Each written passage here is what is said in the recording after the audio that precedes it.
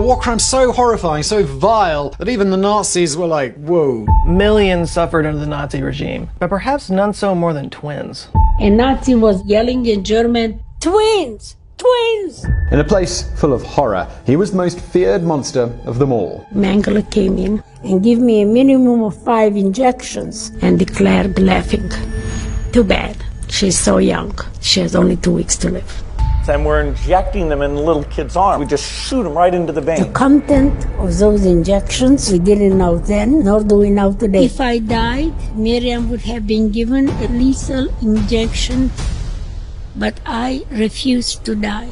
After the war, Miriam was always weaker and sicker than I was. Eva was determined to discover what had been done to her and Miriam. I was between life and death. As Miriam's condition continued to deteriorate, Mengele went on the run, and he became part of the Nazi hunt. the fight to find Mengele took on an air of desperation. But I couldn't give up. I can't ever give up on the truth. What did Mengele inject into these children? The Nazis deported her and her family to Auschwitz-Birkenau. So as we were standing there, my mother grabbed my twin sister and me by the hand, and she hoped that as long as she could hold on to us, that somehow she could protect us. The cattle car doors opened, thousands of people poured out, everything was moving very fast. And my childish curiosity, I looked around trying to figure out what on earth is this place. Then I realized that my father and 2 older sisters disappeared in the crowd. Never ever did I see them again. A Nazi was running in the middle of the selection platform, very clearly yelling in German, "Twins! Twins!" He noticed Miriam and me, and he demanded to know if we were twins, and my mother said yes. At that moment, another Nazi appeared from nowhere, pulled my mother to the right, and I can see still as my mother's arms were stretching out toward us, and she was pulled away. There was so much pain in her eyes. That is the last image that I have of my mother. I didn't even understand that that would happen, because I might have done something to run back to my mother and say goodbye. Once we were processed, we were taken to our barrack. Crude and filthy, modular horse barns. There on the floor were the scattered corpses of 3 children. I have never ever seen anybody dead before, but the message to me was clear, that in this place, children were dying. So right then and there, I made a silent pledge that I will do anything and everything within my power to make sure that Miriam and I shall not end up on that floor, that we will somehow survive and walk out of this camp alive. In the morning, they were awakened by a visit from the so-called Angel of Death, Dr. Josef Mengele. We were Mengele twins. Mengele would count us every morning, and he wanted to know how many guinea pigs he had this day. They would take us to a blood lab. They would tie both of my arms, take a lot of blood from my left arm, and give me a minimum of 5 injections in the right arm. The content of those injections, we didn't know. After one of the visits to the lab, I became extremely ill. I tried very hard to hide the fact that I was ill. But instead of tying my arms, they took me to a side room and measured my fever. And I knew I was in trouble. Mengele came in with 5 other doctors, looked at my fever chart, and declared, laughing, "Too bad. She's so young. She has only 2 weeks to live." I knew he was right, but I refused to die.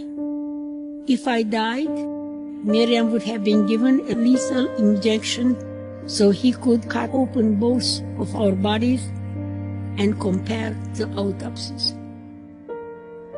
For the first 2 weeks, I was between life and death. I remember most of the time waking up on the barrack floor as I was crawling because I couldn't walk. And even in semi-conscious state of mind, I kept telling myself, I must survive, I must survive. I would fade in and out of consciousness. It took me another 3 weeks before my fever chart showed normal.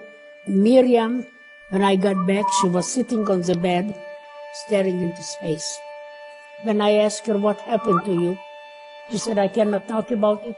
I will not talk about it. By January 1945, the Nazis were on the brink of defeat, and most of the Auschwitz prisoners had been force-marched to other camps. Eva and Miriam were among those left behind. On January 27th, the Russians came. There were 180 children among the freed prisoners at Auschwitz, and they were now expected to overcome the Auschwitz nightmare. After the war, Miriam was always weaker and sicker than I was. Years later, she developed severe kidney infections that did not respond to any antibiotic.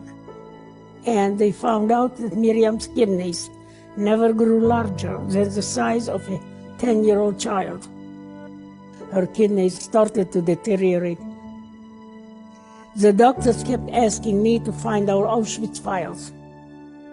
Eva was determined to discover what had been done to her and Miriam, what they had been injected with, especially Miriam. It was very, very important, life-savingly important. She reached out to major newspapers, magazines, and television networks in the United States. No one replied. And guess what? Nobody cared. I was doing everything I could do to find as much information about Mengele's experiments and did not end up with a lot of results. In the fall of that year, Eva flew to Israel to donate a kidney to her ailing sister. As Miriam's condition continued to deteriorate, the fight to find Mengele, or at least his files, took on an air of desperation. In 1993, Miriam Moses died of cancer related to her kidney problems. It was pain, a lot of pain, and a lot of anger. Nobody understood it. Maybe even today nobody understands it. But I couldn't give up. I can't ever give up on the truth. Searching for answers would become a lifelong mission. How fast we forget? Where is the press? 4 years ago we were in this building. The world seemed to show us that they cared. I accuse the world of stopping to care. Isolated by her confusion and rage about what had happened to her, Eva suffered tremendously. Eva was at rock bottom. Then one day she had an epiphany. I remember that the last project that Miriam and I worked together before she died, and was a documentary done by a German television about the Mengele twins. And in that documentary, there was a Nazi doctor from Auschwitz. So August of 1993, I am heading to Germany to meet a Nazi doctor. I was so scared, but I remembered about Nazi doctors I did not want to experience again. Eva had her own agenda and was disappointed when Munch said he had never worked with Mengele and had no idea where his files were. However, Munch had more to say. He was stationed outside the gas chambers, and when people were dead, he would sign one death certificate, no names, just the number of people who were murdered. And he said to me, this is my problem. This is a nightmare that I live with. And he was extremely remorseful that he was part of that regime.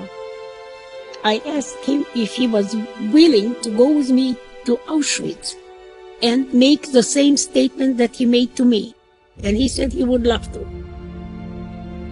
And I wanted to thank this Nazi doctor for his willingness to document the gas chamber.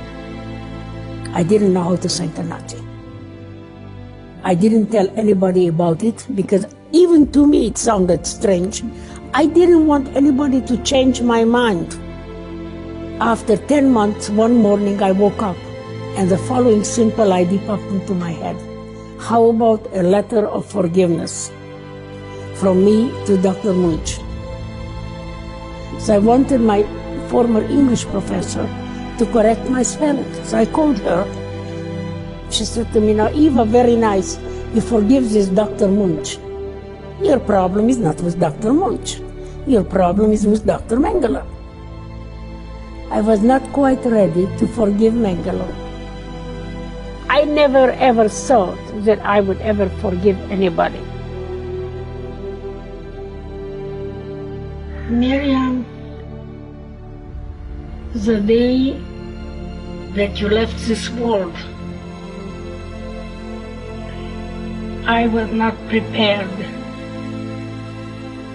to live in a world without you. When I got home, actually, I picked up a dictionary and wrote down 20 nasty words, which I read clear and loud to that make-believe Mengele in the room. And at the end I said, in spite of all that, I forgive you. What I discovered for myself was life-changing. I discovered that I had the power to forgive. That I, the little guinea pig of 50 years, even had the power over the angel of death of Auschwitz. As a victim of almost 50 years, I never thought that I had any power over my life. I felt free, free from Auschwitz, free from Mengele. And so, on the 50th anniversary of the liberation of Auschwitz, Eva Moses' Corps returned once again, this time armed not with anger, but peace. No more wars, no more gas chambers, no more bombs, no more hatred, no more killing, and no more Auschwitz. Forgiveness is nothing more and nothing less, but an act of self-healing, an act of self-empowerment. Pain was lifted from my shoulder, that I was no longer a victim of Auschwitz, that I was no longer a prisoner of my tragic past, that I was finally free. All victims, all hurt, feel hopeless, feel helpless, feel powerless. I want everybody to remember that we cannot change what happened. That is the tragic part. But we can change how we relate to it. Forgive your worst enemy. It will heal your soul and it will set you free.